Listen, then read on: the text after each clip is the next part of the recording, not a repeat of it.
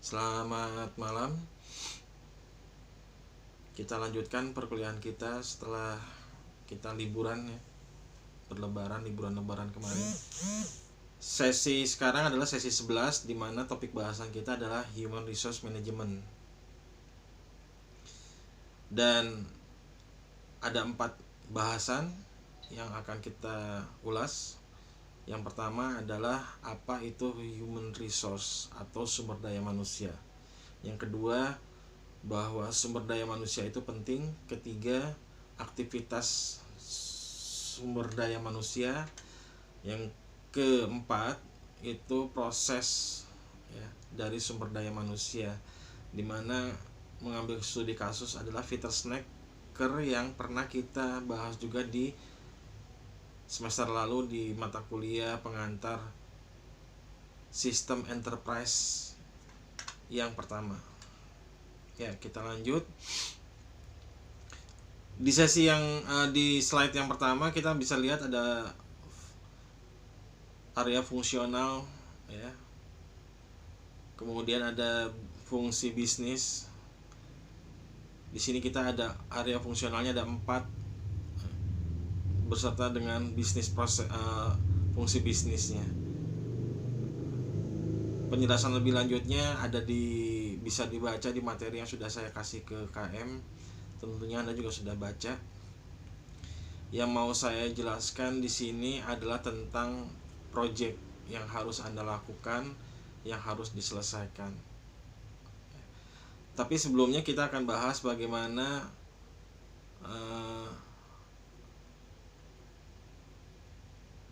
human resource ini pada aplikasi SAP ERP. SAP ERP membedakan antara person, task, job, dan position. Penjelasannya berupa gambar bisa dilihat. Anda silakan lihat, dibuka di halaman 14. Ya. Di situ sudah digambarkan hubungan antara person, position, job, dan task. Masing-masing mempunyai alur ya. Lalu bagaimana tentang penjelasan project? Di sini Anda diminta membuat 2 contoh proses bisnis pada sebuah perusahaan. Boleh fiktif, boleh nyata ya.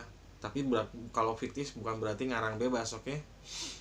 Yang kedua adalah Anda diminta memodelkan proses bisnis dengan menggunakan BPMN. BPMN ya, Business Process Model and Notation. Softwarenya gimana? Bebas, silakan. Ya, Anda cari yang free juga boleh. Yang ketiga, implementasikan proses bisnis tersebut dengan sistem ERP. Bagaimana sistem implementasinya? Oke, syaratnya, ketentuan kita lihat. Proses bisnisnya sendiri melibatkan 3 fungsional area. Tadi kita di awal udah lihat ya, di tabel ada 4 kalau nggak salah. Kemudian software ERP-nya yang digunakannya bebas. Silakan Anda cari, itu yang free juga ada. Ya. Kemudian kelompoknya tetap, kalau misalkan sekarang kita tentukan saja satu kelompok 2 orang. Yang nanti kalau misalkan ada 1 orang ternyata nggak punya kelompok, boleh bergabung ya dengan 3 orang berarti. Ini nanti kita akan jadikan tugas, dan pada saat nanti di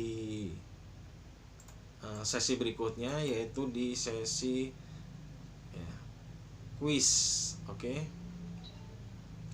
Di sesi quiz ini tugasnya kumpulkan. Jadi kuisnya sekarang saya kasih tahu dari sekarang merupakan project. Jelas ya? Oke, kita lihat contoh proses bisnisnya dengan fungsional, area fungsional yang bertanggung jawabnya siapa aja. Ini kasusnya adalah di perusahaan penjualan smartphone. Anda lihat di sini ada tabel, ada 4 kolom. Ada input, kolom pertama. Kolom kedua adalah fungsional areanya yang bertanggung jawab untuk menginput. Yang kedua, berikutnya di kolom proses ada juga, yang terakhir adalah kolom output. Untuk input contoh request to purchase smartphone. Siapa fungsional area yang bertanggung jawab di sini? Yaitu marketing dan sales. Untuk prosesnya adalah sales order, outputnya order is generate. Nah, Anda lihat di fungsional area.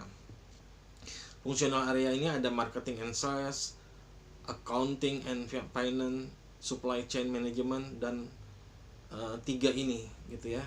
Jadi silakan nanti ini contoh dari 3 fungsional area.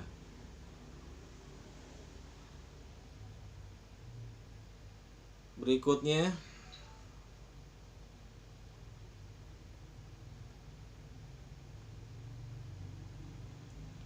untuk di halaman 21 ini masih sama ya contohnya.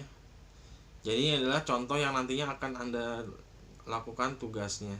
Nah, setelah membuat proses bisnis, maka Anda buat ya tugas berikutnya. Apa tugas berikutnya? Kita lihat di poin yang kita lihat dulu ya, halaman 18 balik lagi. Setelah membuat proses bisnis, Anda buat ya BPMN. Jadi BPMN itu alur. Ya, alurnya bagaimana untuk ke 3 fungsional area itu. Keempat, nah, implementasikan proses bisnis tersebut yang sudah menggunakan BPMN ke dalam sistem ERP. Oke. Nah, jangan lupa ya, silakan Anda tulis hadir nama dan kelas seperti biasa di sewaktu kita di forum di e-learning. Anda tulis di komentar di bawah video ini untuk kehadiran nama dan kelas sebagai bukti bahwa nanti saya input ke absensi di dalam Stratos. Kalau Anda punya pertanyaan, tulis kembali di bawah komentar Anda yang tadi, sehingga tidak ada komentar yang sama yang mempunyai nama yang sama. Jelas ya. Mengenai tugasnya dikirim kemana, nanti akan saya beritahukan lebih lanjut kepada KM. Kalau Anda mau like, share, and subscribe, silahkan saja. Tapi yang utama adalah di dalam kolom komentar Anda tulis nama dan kelas sebagai bukti bahwa Anda sudah hadir di perkuliahan daring sesi 11 malam ini. Baik ya.